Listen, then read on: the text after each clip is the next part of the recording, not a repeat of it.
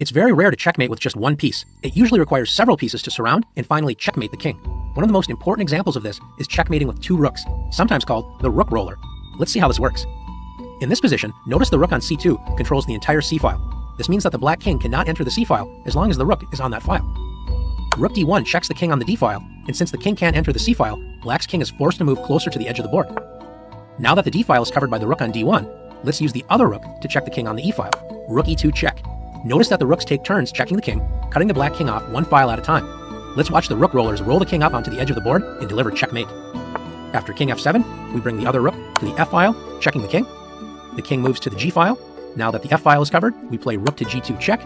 The king is forced to the edge of the board and has run out of files. It's checkmate on the next move with rook h1, checkmate. The rook roller doesn't only work on files, it also works on ranks. Notice the rook on h4 covers the entire 4th rank. So in this case, we use the other rook to check the king on the 5th rank. And since the 4th rank and 5th rank are now covered by the rooks, the king gets rolled up the board again. King c6, rook h6 check, king to d7, rook to g7 check, and after king e8, rook h8, checkmate. Now that you've learned how to checkmate with two rooks against the king, it's your turn to practice checkmating with the rook rollers.